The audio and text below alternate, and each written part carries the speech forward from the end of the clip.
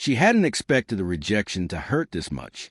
Lena sat frozen at the small round table near the cafe window, her fingers clenched around a napkin she didn't realize she'd torn in half. The words still rang in her ears, sharp and careless.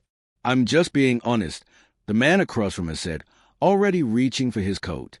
"You're not what I thought you'd be. I like women who take better care of themselves." He dropped a few bills beside her untouched coffee and stood, his chair scraping loudly against the floor. "Good luck," he added, though his tone carried none. Then he was gone. Lena stared at the steam rising from her cup, as if it might explain what had just happened. She'd checked her profile photos 3 times before coming.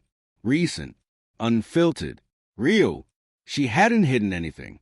Yet here she was, heart racing, throat tight, shame creeping in like a stain she couldn't scrub out.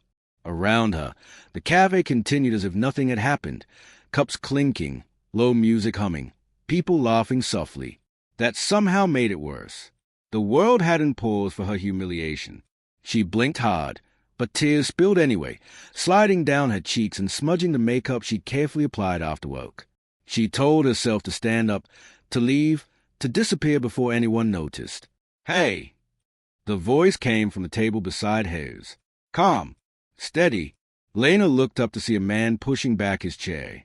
He was tall, broad-shouldered, with kind eyes and a worn jacket that suggested practicality over style. He hesitated, as if making sure he wasn't overstepping.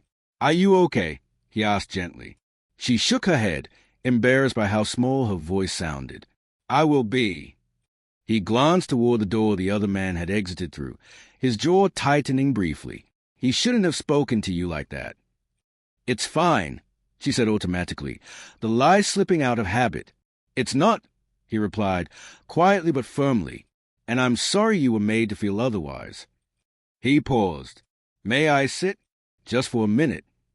Something in his tone, respectful, unhurried, made her nod before she could overthink it. "I'm Noah," he said as he sat today, "and for what it's worth, I think walking away from someone like that is the best thing that could have happened tonight." A broken laugh escaped her. "It didn't feel that way." "I know." He slid a fresh napkin toward her. Bad moments rarely announce their purpose. She wiped her face, breathing shakily. "I'm Lena." "Nice to meet you, Lena." He offered a small smile. "Do you mind if I ask, have you eaten?" The question caught her off guard. "Not really." "Well," he said, glancing toward the counter, "the soup here is excellent, and I was about to order anyway. No expectations. Just food and quiet company." She studied him, searching for pity. She didn't find it, only sincerity. "Okay," she said softly. They ate in near silence at first. The warmth of the soup eased a tightness in her chest. Slowly, her breathing steadied. "My daughter would have told that guy off," Noah said suddenly, a hint of pride in his voice. "She's 8. Fierce sense of justice." Lena smiled despite herself. "She sounds amazing." "She is," he said.